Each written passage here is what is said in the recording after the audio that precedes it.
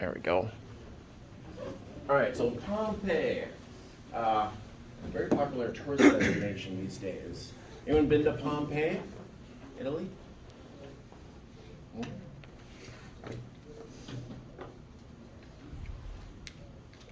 Our book brings up this volcano and whatnot, just because it's kind of note. Little diagram here showing where a lot of the ash went. The city of Pompeii was something that people knew about, but seemingly vanished. And then many years later, they were excavating for something or other, and they found a bunch of roof tiles. And they're like, well, why are there roof tiles underground? And so they started digging, and they dug up Pompeii.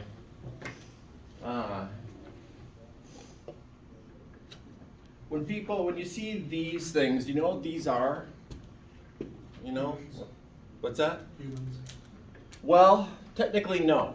This is plaster, right?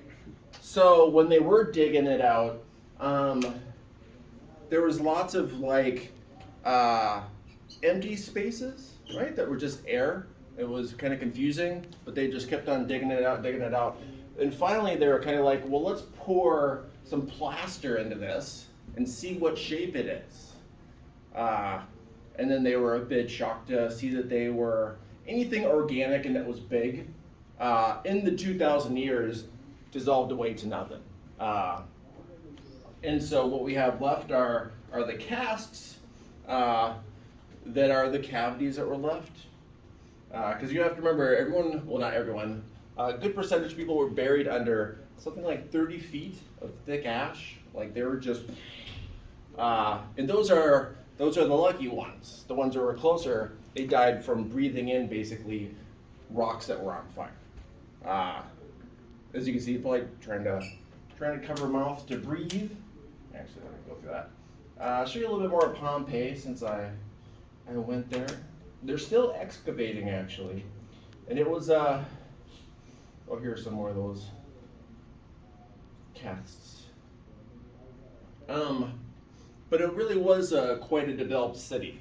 Had lots of kind of normal trappings of other ancient cities. A little bath here. This was a version of ancient fast food. This was actually a little roadway here, and you could tell that because there was a bunch of wheel well marks. But basically you pull up here, and these were different pots, and then you had fire down here, and this is for your beverage, and someone would come up and they say, oh, I want some of this, I want some of this.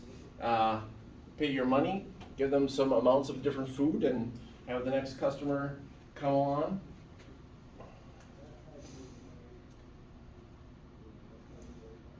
Oh, that one got knocked sideways. All right, volcanoes is all the stuff we're going to cover. A lot of stuff. Hold on one sec. Oh yeah.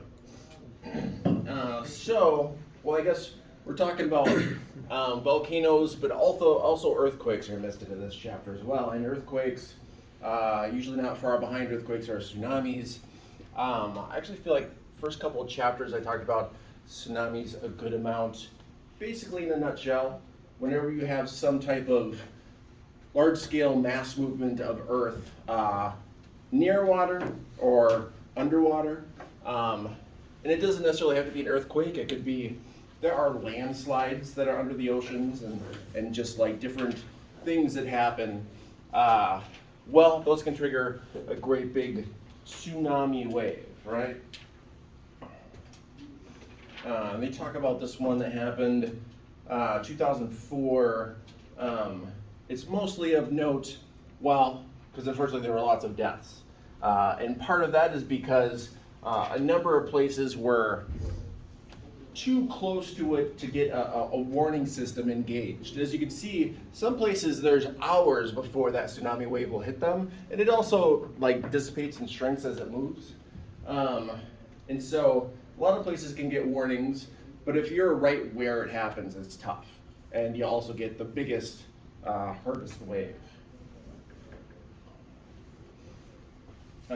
Similar to when I was talking about tsunamis before, you could see some areas that are a bit kind of higher up were not as affected. Really depends on the specific waves and whatnot. But as I'm sure you'll recall, typically this big wave, well, that makes this water kind of suck in. And in this case, there's a bunch of tourists as well as locals.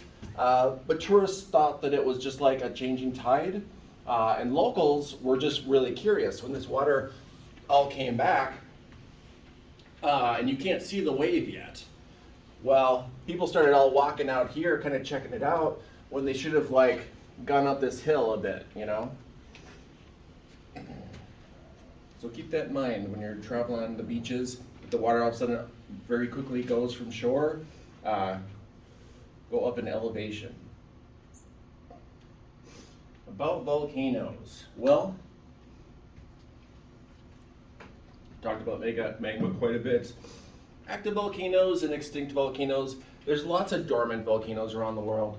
Lots of volcanoes, you know, have a lifespan that, well, it's thousands of years, but the Earth has been around for a good long time. So plenty of these volcanoes just get weathered away. And often we'll see their roots, which is, well, magma that is stuck in kind of different areas. When it cooled off, they'll be in that same position until they're eroded away. 4 types of volcanoes. We'll take these basically one at a time. Shield volcano. Large volcanoes on Earth. How am I going to describe? I would say, in general, how you know how deadly a volcano is or isn't really depends on if it's allowed to release the pressure that it has, right? So Hawaii is a classic example where people go and visit the volcanoes, right? It's like they're not worried about it exploding. Well, that lava is kind of constantly going, and it's well, magma and lava, if it's more kind of liquidy, right? If it's hotter and that type of rock, it can easily just kind of dissipate that pressure. And so although there's pressure, it's like, well, lava will just kind of go. Volcanoes, or I guess I should say specifically magma, if it's more kind of like taffy-like, like thicker, that's a kind that kind of starts to clump up, right? And then there's pressure behind it. And then it's kind of a matter of time.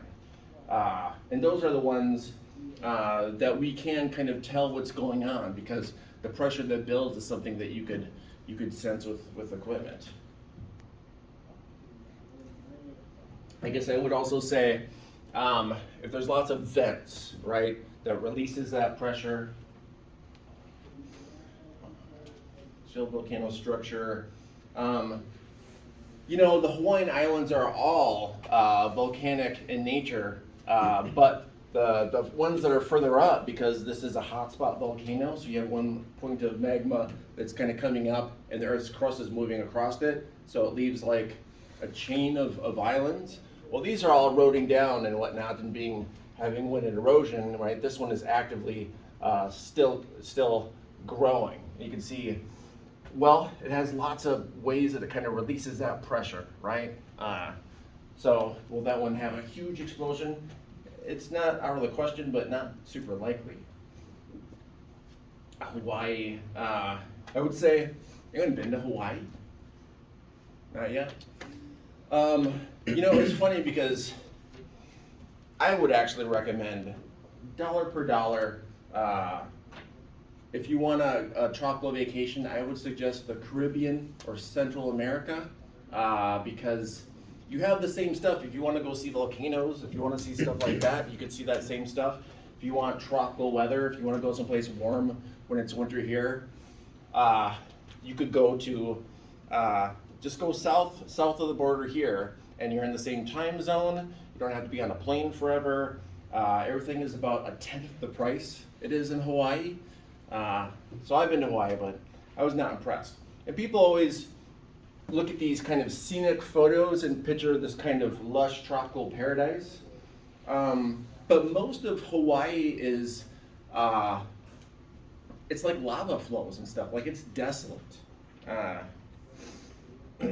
Oh, and I should also mention, what we see of this volcano is just the tip, because the rest is under the ocean, right? So it's a even larger volcano than it seems, and it seems like a really large volcano. So if you look at this map here, you'll see that we have a bit of a rain shadow effect, right? We have winds that are coming from one direction, and then they're kind of pushed up the volcano, and then they precipitate out, right? I've talked before about air masses having moisture, and when they're pushed up, precipitate out. But when it comes to the other side of the island, there's no more moisture. And you can see most of the island is pretty desolate. Part of the island, though, gets plenty of rain. I'll show you a little bit of Hawaii. A lot of the rock is volcanic, as you can imagine. Red soils, places that get lots of rain, the minute particles of metal rust in the soil, so they'll become red. And this is just showing, one side, right, constantly has clouds, because this air mass is constantly being pushed up, squeezed out, so you'll have one side that has clouds a good percentage of the time. Volcanic rocks. Well, I brought a bunch in, actually. I would say most of those were from Hawaii. And sand, we'll actually talk about sand in the next chapter. Sand, you don't think about it like, oh, what is sand if you really looked at it? In Hawaii, it's a mixture of volcanic rock that's been crushed up, and actually the little white pieces of sand that give it kind of that nice sandy color. Those are all ground up pieces of crustaceans, of sea creatures that have lived and died, and themselves have been kind of crushed up. That's the sand. All right, so I'm at Hawaii, and I'm kind of driving around from the nice scenic area to the desolate area, which is not where tourists go, but I was curious. Like I said, the red rocks.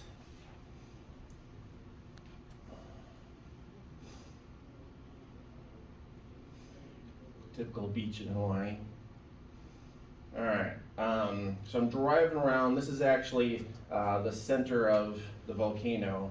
And you can see the different lava flows through time in these different layers. It kind of looks like sedimentary rock, but these are all lava flows that have happened through time.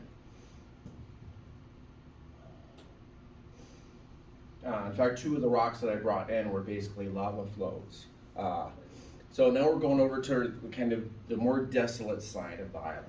Oops, this got out of order. That's not desolate, but this is Hawaii still. Oh, there we go. All right, we're moving back around. Lava flows.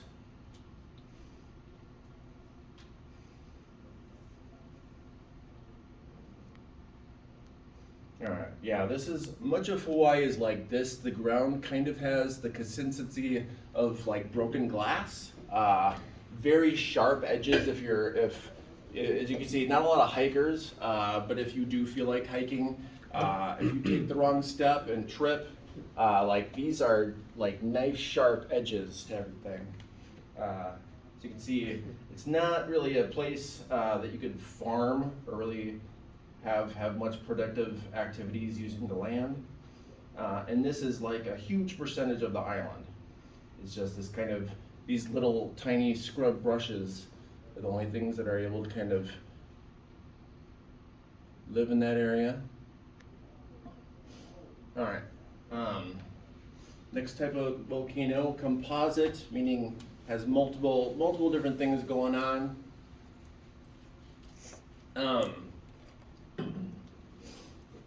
When these go off, different volcanoes also have different types of not only different types of explosions, but different types of ash, different types of stuff that they eject. I would say sometimes, well, when the Pompeii volcano happened, there was lots of parts of the volcanic lava that were erupted into the air, and then when they were in the air and they cooled from the air, they then exploded, right? And so not only were people getting ash and lots of lots of lava and whatnot, but they also had these rocks that were basically just exploding all over. It was basically everyone's worst nightmare, I guess. And because this is multiple types, right? It does have lava flows that can kind of relieve pressure, but often these will get plugged, right? And then once they're plugged, then it's just a matter of time. But if these were kind of releasing some, in this type of volcano, it kind of goes back and forth. And you could really see when it's gonna go off. Lava dome, it's a bit more like this.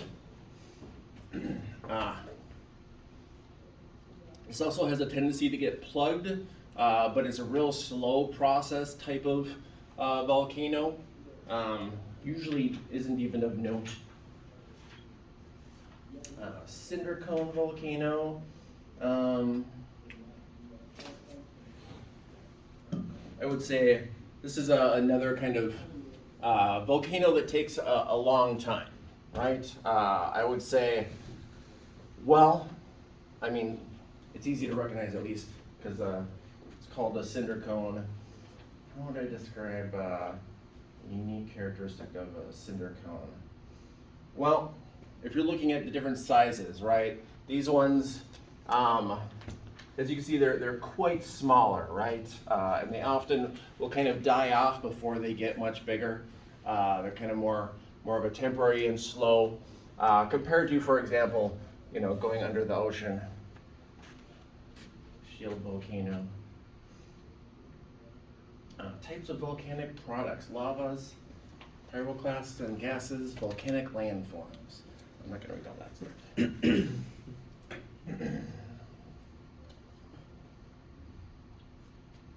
So when we're looking at the types of lava, like I said, you get the hot kind.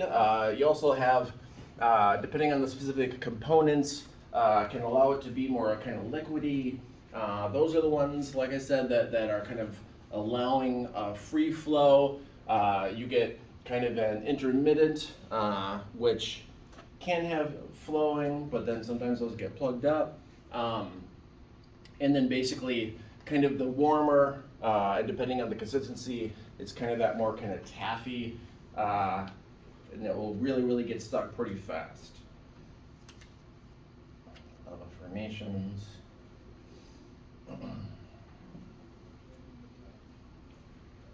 Some of the volcanic rocks I brought in are some decent example of these. Basically, because they're so hot and they're bubbling, they'll all be very lightweight, right? Good percentage of those rocks, as I pass them around, right, they're super light. That's because when they cooled off, they cooled off before kind of settling down. That's also a way to often tell kind of what the lava consistency is. Are the bubbles in it like these huge bubbles, or are these little tiny bubbles? What was the temperature of this? Was it hot or cold?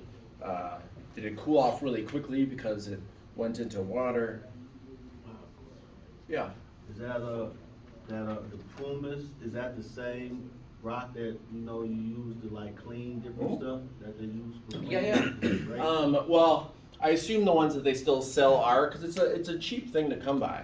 But I don't know if they synthetically make a copy of it, but at least the original, or if you buy those at like maybe a fancy store, it will be like volcanic rock. Yeah.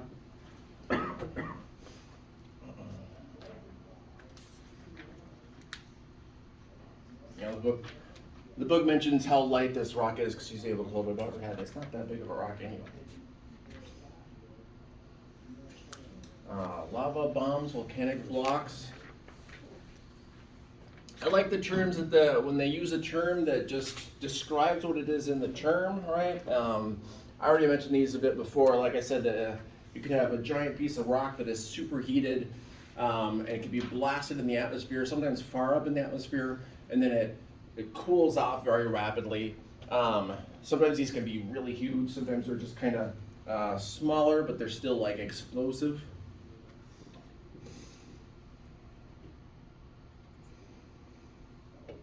volcanic gases. Now the videos I showed you, part of the reason I show lots of videos, especially about volcanoes and stuff, is it's much easier to see them in motion to kind of get a sense of what they're like. But the videos, although they correctly go into a good amount of detail about how much carbon dioxide that they added to the atmosphere historically, a lot of people often will kind of think that this is what's driving the carbon in our atmosphere and global warming. But when you look at the actual amount of carbon released by volcanoes, it's an extremely small amount compared to how much we just put out all the time, right? Because you got vehicles and factories and things all over the entire world, right? 8 billion people almost, who are all producing carbon dioxide all the time. So through our machinery, we produce far more than volcanoes do. Hypothetically, if you had a huge mass volcanic eruption, similarly to happen when we had Snowball Earth. Snowball Earth, there's been a couple different past ice ages that basically took over the planet, and the planet was just that way until we had some big events that released a lot of carbon, warmed up Earth, not through the volcanic activity, but through the gases that were put out. Volcanic landforms. I think I got some pictures. I think I showed you some of these before. This is basically if it's slow to cool off, similar to like when I showed you crystals and about how crystals, if they're allowed to just kind of sit, the individual atoms all kind of align and build up into a structure, and that's why crystals all have this kind of similar structure, even if they're crystals from different types of rock. Similar things happens, volcanic rock, igneous processes. What's a good example of igneous processes? In the videos, when they were talking about the time when there was Snowball Earth and then a huge amount of volcanoes happened, that area is kind of northern Russia right now. And it's still today are these great big lava flows that make up a bunch of the surface. You can see there's a number of places around the world where the underlying ground is ancient lava flows of different kinds. And these are from the types of volcanoes that we don't really experience anymore. These are types of volcanoes that are huge and create so much lava and lava flows that they, well, as you can see, they cover, this could easily cover a number of states, right? Giant lava flows. Caldera. Often happens after a volcano has exploded. Of these two, this is actually a caldera. This is a meteor impact. The book puts these together because it says, how can you tell which is the caldera? How can you tell which is the volcano? And it's like, I think the Hawaii one would be my guess, is the volcano one. All right, it says this in the book. Which is the caldera?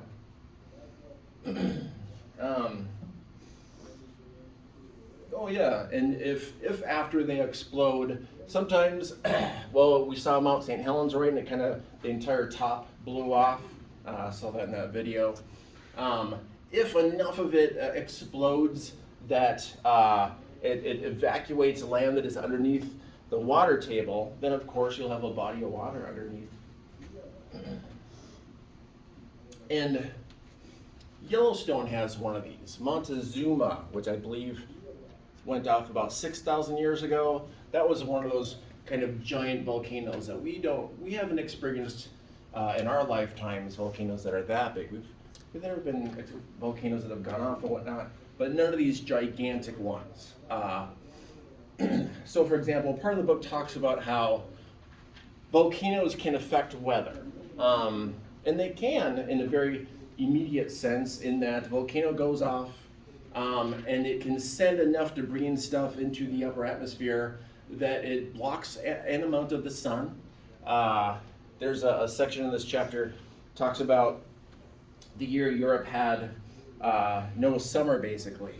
And there's been a couple of times that type of thing has happened. Europe is right next to Iceland, well, as we saw from those videos, very volcanically active. Iceland can sometimes have some real big volcanoes. And well, Iceland being next to Europe, right, it goes into the air, it blocks that amount of the sun, Europe being right here, so we know that it has like kind of immediate effects. Really big ones could shoot so much debris up in the upper atmosphere that it takes years to finally like precipitate out, and so it could change the weather around the globe for years. And then there's also the circumstances if they're really, really big. Well, sometimes when they come down back to Earth, they can still be a bit hot, and then just kind of rain that heat down. That's not something that we've experienced a ton.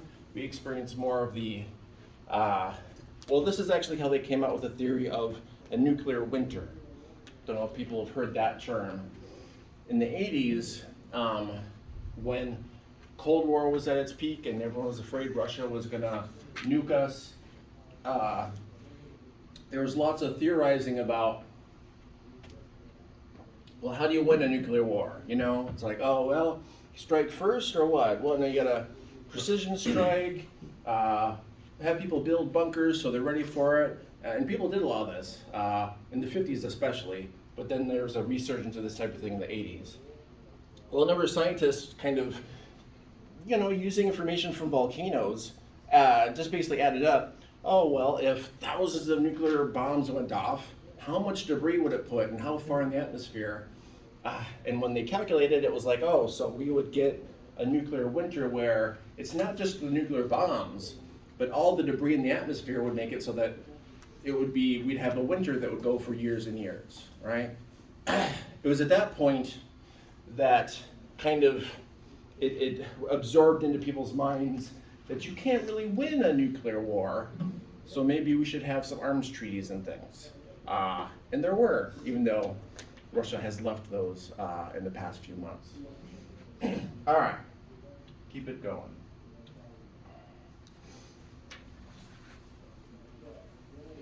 Two types of eruptions. I've kind of talked about these already. You know, it's technically eruption when that lava is flowing out, even if it's it's not explosive, but it's still technically an eruption. And obviously, explosive eruption is the explosive kind. I should also say when it comes to venting, and I talk about lava venting, but the gases too. The gases build up pressure, and if there aren't vents for that, that can also lead to an explosive event. Although volcanic eruptions, they're rarely gases alone. There are some that are like more that than anything else, and everyone kind of breathes a sigh of relief a bit, because although that is toxic and whatnot, it still disperses much more rapidly than red hot rocks, right? Volcanic ash cloud. I think this is a good kind of representation of how far in the atmosphere this goes, right? And it depends on the eruption. If it's a eruption that's like pretty quick, right, it throws that up in the far atmosphere, and it does affect the weather a bit for places, but it's not like a sustained problem. But volcanic eruptions, they can just kind of keep going. That's the ones that happened in ancient times in Russia, areas of Siberia that are all now lava flows. That's a volcano that went and just kept on going for years. Kind of tough to picture that kind of scenario. I don't know what we would do if we had something like that going on. Volcanic explosivity index. I'm not going to go through every measure of this index, but basically, you know, we could look at the frequency of not just how often these volcanoes will go off, but what their explosive impact will be.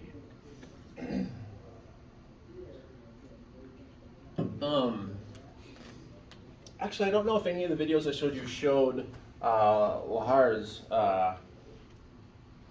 This basically turns into, I don't know if you've seen a video of a mudslide. This is very similar to that, but created from the volcano, right? And the volcano If it's also an earthquake associated with it, which is not unheard of, right? Because the earth will shake if a volcano is kind of erupting and whatnot.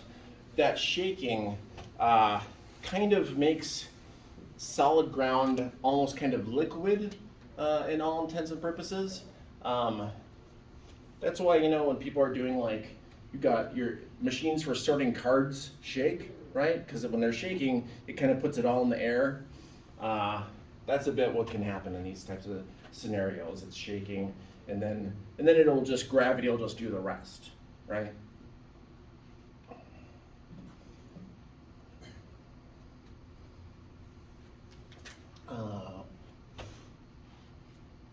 Let's see where that is. Well, just an example. Pyroclastic flows, yeah, blazing cloud. This is the stuff that got the first people in Pompeii, especially people that were right next to the volcano. They got a lot of this, and then people actually kind of on the outskirts.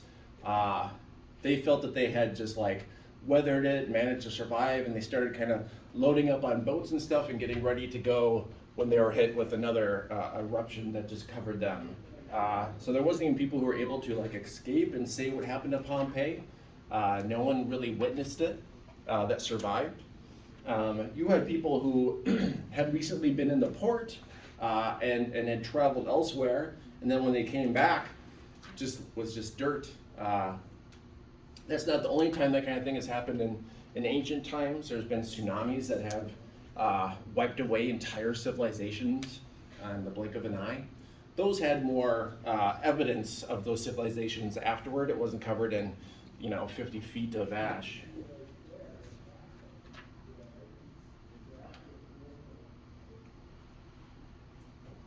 Oh, copied that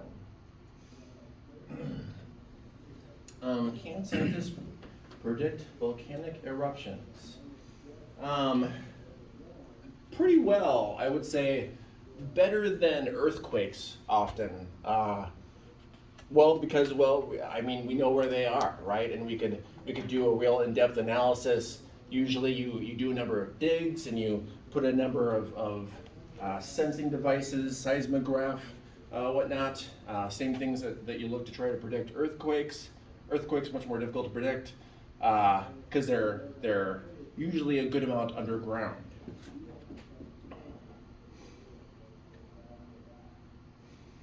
This is a picture from Japan. The book talks about,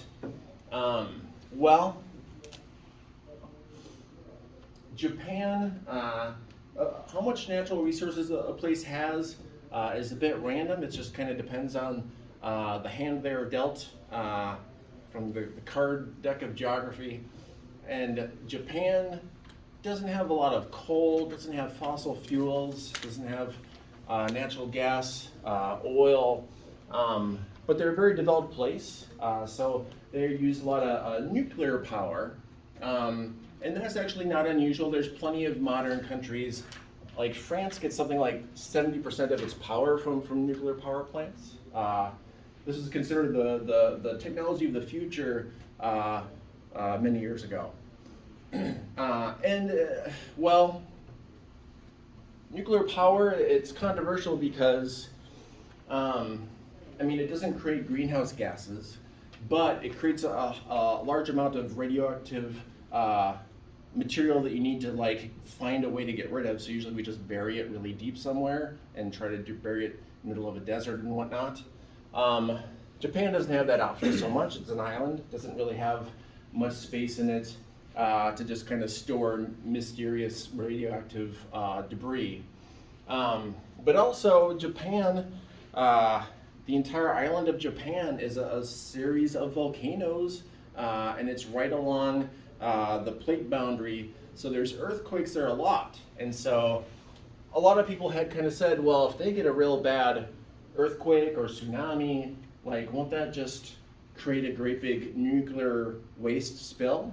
And it did. The tsunami wave crushed, I think it was 3 nuclear power plants, and their debris went out into the Pacific Ocean, which is a very big ocean. So people had hoped that maybe it would just dissipate and we'd never see it again. But some of the stuff washed up on the shore of Alaska, California, like everywhere, it just went. And these weren't in amounts that were deadly or anything, but enough that we were able to detect them and like try to pick them up.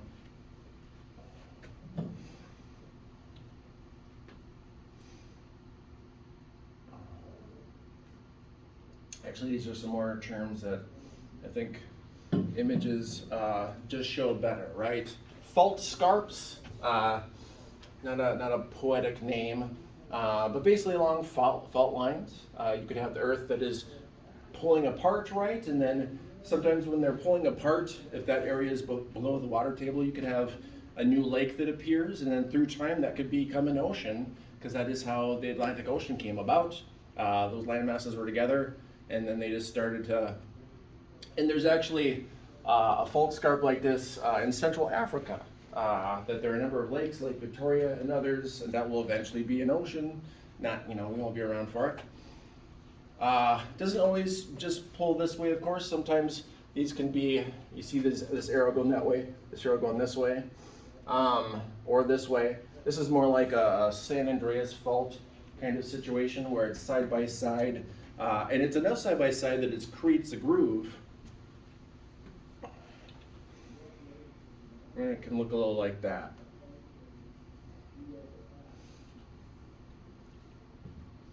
As you can see, there's lots of these different things, kind of depending on where you go. We have more kind of tectonic things going on in California, I guess I would say. Well, in the adjoining region. Although, well, if you took this and kind of placed this over here, that's kind of what's going on with like the Sierra Nevada and whatnot, right? We have the earth that is kind of like being pulled apart. Earthquake terminology, again, I think the images, actually, yeah. So when people talk about the focus of the earthquake, I think this is a quiz question, people will confuse the focus with the epicenter, probably because these are terms that are used on the news a lot enough, and they use them wrong because they don't have degrees in geography or anything. Well, the focus is right the center of the actual disturbance itself, right? In this example, far underground. Epicenter directly above the focus, right? Receives most of the energy from the earthquake, but do keep in mind that although this is where we feel it, and so this is where in our human minds we're like, oh, the earthquake hit here. Well, it actually hit here, right?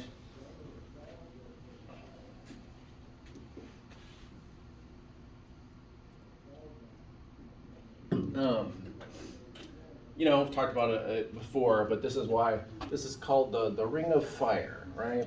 And you can see Japan covered with what you can see is well, tectonic problems and issues if they were going to use nuclear power. I would say kind of all the places along here should not have a bunch of nuclear power plants right on top there. If possible, slightly to the side would be much preferred. I say this, and it's only been a problem that one time in Japan, and that was 10 years ago, so I don't know. Maybe it's not that big of a deal when it comes down to it. Unstable crust and seismic waves. Well, that tension on the ground is something that we can measure, and we can measure what kind of tension it is, right? And so this is one of the reasons why after an earthquake is gone, we can figure out where it was, where its focus was, where its epicenter was, and everything else. In the process, we can monitor tension, but the tension will be kind of like over a large period of space. And usually you could have this kind of underlying tension for long periods of time without it snapping into like an actual big earth movement. Science is getting better about it, but we're still not as good at measuring earthquakes and detecting them as we would like to be. In a nutshell. Seismograph, you've probably seen these in movies and stuff, right? We put equipment, put it into usually hopefully bedrock, right? If you remember, bedrock is the firm underlying rock that is in any area. And if you drill down into the bedrock, because the bedrock is one kind of big piece, well, you could sense the measurements when there is pressure, but especially when there's an actual earthquake. Similar to the volcanoes, where there's a scale of intensity, that's a similar thing with earthquakes. I would say, usually in the different examples of, when you're watching the news and they have different earthquakes and how much damage there is and how much loss of life, very often it comes down to things like building codes. California, for example, has been really kind of a leader in trying to up their building codes. There was a recent big earthquake in Turkey, and the president of Turkey had been bragging about how much he cut red tape for the construction industry and about how much better the construction industry was doing because he got rid of a bunch of useless regulations. Well, those buildings all fell on people and killed them. And so it's one of those things where it's like he might not win re-election, like it's actually gone over that bad in Turkey that people are like, maybe we need some rules about some things. No, there are places where also they're pretty poor, and you don't have money for building codes, right? Around the world, there's lots of what we call shanty towns, sometimes called slums. Worldwide, people who live in rural areas have been having their incomes going down for a good while because of mechanization of farming, among other things. So those populations are moving to cities. And this is everywhere in the world, including the US. You still have people moving from rural areas to cities more than the reverse. What this means is you got lots of people who are moving into the big towns in the countries that they live in looking for work because the work in rural areas are going away. When they move to those cities, they build their own little towns out of whatever they could scrap together. And so it's tough to require places like that to upgrade your building codes so they don't fall down when you have an earthquake. It's like, well, there's no real regulation to speak of. There's no money in the government. Right now, Haiti's going through some big political problems where they don't have a functional government so much right now, right? And so it's like, well, hey, you should really make your buildings ready for earthquakes. It's tough to do that, right? Oh, and this is liquefaction. This is when I was talking about the ground shaking and kind of making the earth and the soil liquid, kind of. Most of the earthquakes. I would say general trend, well, it's a general trend. They're more deadly in the past, in general. And I talked about this already too. Like I said, California is really pushing to have some big standards. Now, of course, there are plenty of people who have pointed out that California is kind of overdue for one of those really big earthquakes, that it kind of doesn't matter how good your buildings are. Some big cities in California are attempting to even reinforce for that. Newer buildings to really make it so that they're not just structurally sound, but even made of lighter materials, so there's less kind of shaking, I guess, when it happens.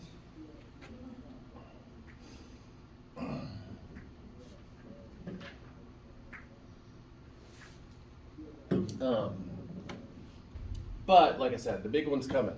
If you ever watch any science fiction, they'll take place in the future. It'll always be after there was a great big one in California and there was chaos. Now the big one in California has been like 30 to 50 years away for the past 100 years. So it's one of those things where it's like, well, we're still predicting that it's going to happen because, well, all the evidence points to it, but we've been predicting it for a long time. So a lot of people are kind of giving up a bit on that. Now from the book, looking at what's called seismic probability, right? The odds of a big earthquake. and populations. So don't feel like, well, I would say they should have picked some different colors because this is not a great, we usually don't use the color red for populations because it makes it look like this is a map and those are like earthquake zones. But these are the earthquake colors, and they also used red for one. Like I said, if I would have made this map, I would have not picked the same color scheme, but you could still vaguely tell what's going on. You might be surprised to see that earthquakes happen in these areas a bit. I would say they do, but they're really minor, like people hardly notice them, that kind of level. This area here, this is new, and this is, well, I talked about fracking already, and fracking can cause an amount of tectonic activity. I think that's the only area that it's affecting that much that like actual maps of seismic probabilities are affected by it. Oh, and this is Europe's year without summer. All right, well, as y'all know, I'd like to have you work on a couple questions. I didn't bring my card deck, so I'm gonna have you self-select groups between 5 to 6 people per group. Page 481. Just gonna have you do 3, 4, 5.